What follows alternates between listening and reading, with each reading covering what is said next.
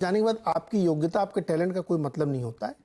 फिर मतलब होता है कि आप अपने सुपर बॉस के कितने कॉन्फिडेंट हैं, सिर्फ वही मैटर करता है। ये बहुत ही कड़वी सच्चाई है जो हर आदमी को पता है, स्वीकार नहीं करता पब्लिकली, लेकिन मैं बोल रहा हूँ, खुल के बोल रहा हूँ, एक लेवल के बाद आपके टैलेंट की कोई वैल्यू नहीं, क्योंकि आप वहां तक पहुंचे ही टैलेंट से हैं। उसके बाद आपकी लॉयल्टी और आप कितने कॉन्फिडेंट हैं अपने। नीरज जी, अगर लॉयल्टी की बात है फिर तो दोनों में से एक ही का पलड़ा भारी होगा। तो सर मैंने तो नाम भी नहीं लिया था कि आप वहां तक पहुंचा रहे हैं। अतुल जी कुछ बोलना चाहते हैं? मैं आपकी ही बात को लेके जा रहा हूँ। मैं वही कह रहा हूँ कि इसमें ये एक पॉलिटिकल क्वेश्चन से ज्यादा अब मुझे जो लगता है एक मैनेजरियल क्वेश्चन है। एक्चुअली मैनेजरियल क्वेश्चन ही है ये, पॉलिटिकल क्वेश्चन नहीं है अभी। करेक्ट, क्योंकि इसमें आपको बैलेंस करना है, कॉस्ट बेनिफिट एनालिसिस करना है और ट्रेड ऑफ्स आपको ऑप्टिमाइज करने हैं। क्योंकि तो मुझे लगता है अपना पॉलिटिकल मेटल वो दिखा चुके हैं चुनाव में, अब उसमें उनकी योग्यता नहीं देखनी है, अभी ये देखना कौन कॉन्फिडेंट। अतुल जी कुछ आप जोड़ना चाहते हैं? अच्छा, छोटे में जोड़िए, बोलिए। एक वेरिएबल इसमें छूट गया था। हाँ बताइए। वेरिएबल से कैलकुलेट करते कॉस्ट इफेक्टिवनेस। हाँ। तो अभी 2024 की बात कार्तिक जी ने की थी, उससे मैं सहमत नहीं हूँ। ऐसा नहीं कि मैं कांग्रेस का नुमाइंदा हूं इसलिए कह रहा हूं मैं सहमत नहीं हूं। देखिए, विपक्ष की तरफ से जिस तरह के स्टेटमेंट्स आ रहे हैं कि हम कांग्रेस के साथ जाने को तैयार है, जो पहले तैयार नहीं थे, हम कांग्रेस के साथ जाने को तैयार है और कांग्रेस जहां स्ट्रांग होगी, जो भी उनका कहना था उन्होंने रख दिया। तो ये बात बताती है कि 2024 में बातें बदलने वाली है। दूसरी बात, कर्नाटक में क्या हुआ है, कर्नाटक में इट वॉज ओनली इकोनॉमिक्स। जो इनका एजेंडा है, एजेंडा धार्मिक एजेंडा जो है, धर्म का एजेंडा लोगों ने ठुकरा दिया है और लोगों ने अर्थव्यवस्था का रोजी रोटी, कपड़ा, मकान, शिक्षा, स्वास्थ्य, हमें किस तरह से सरकार मदद करेगी एज अ गवर्नमेंट, ये चीजें जो है ये ऑल इंडिया लेवल पर यही इशू है। तो ये 2024 की जो बात है, ये सारे बड़े नेता भी समझते हैं कि 2024 में बातें बदलने वाली है।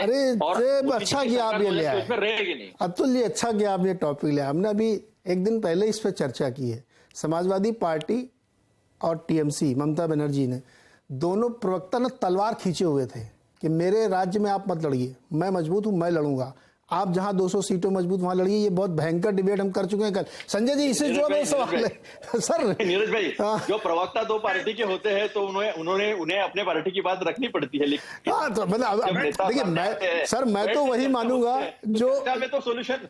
सर मैं तो अभी भी ये मान रहा हूं कि समझौता नहीं हुआ कि कौन सीएम बनेगा। अंदर हो सकता हो गया, मुझे क्या मालूम। मैं तो वो मानूं जो प्रवक्ता यहाँ बोल रहा है। संजय जी सवाल बहुत महत्वपूर्ण, ये 24 वाला आ गया।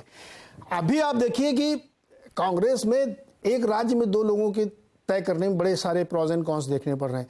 24 में अगर ये सब विपक्ष मिलकर एक साथ लड़े तो क्या सरफुटौल होगी, कैसे तय होगा? आपने बड़ा गंभीर सवाल उठा दिया। पहले तो आपकी बेबाकी के लिए आपने अभी एक जिस विषय पे अपनी बात रखी उसके लिए आपको बहुत बहुत साधुवाद, क्योंकि ये मतलब वायरल होने वाली चीज है।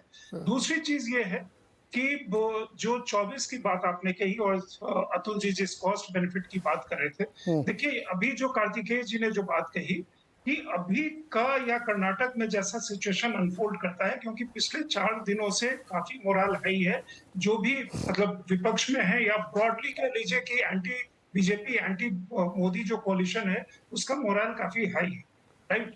अगर सही निर्णय नहीं होता है कर्नाटक में या उसके बाद के सिचुएशन इस तरह से अनफोल्ड करते हैं और मान लीजिए कि वहां किसी तरह का एक कॉन्फ्लिक्ट का सिचुएशन, इंटरनल या इंट्रा पार्टी कॉन्फ्लिक्ट का सिचुएशन इमर्ज करता है। कर्नाटक में पिछली बार बीजेपी को 28 में 25 सीटें कोई मेरे ख्याल में मिली थी और कई बार स्प्लिट वोटिंग भी होती है जैसा राजस्थान में हुआ था। दूसरी बात आपने जो कही 24 का, एक और भी चीज है अतुल जी, ममता बनर्जी ने ये कहा था कि जहां आप मजबूत हैं, मतलब उन्होंने ये भी कहा कि कर्नाटक में आप हमको सपोर्ट करेंगे और वेस्ट बंगाल में जो मजबूत है, तो ऑब्वियसली वो वेस्ट बंगाल में एक तरह से कह रहे हैं कि भैया आप वेस्ट बंगाल से दूर रहिए, जो भी मतलब मैं सीटों की संख्या पे नहीं जाऊंगा, जो भी है आप भैया मोहब्बत होते होते होती है।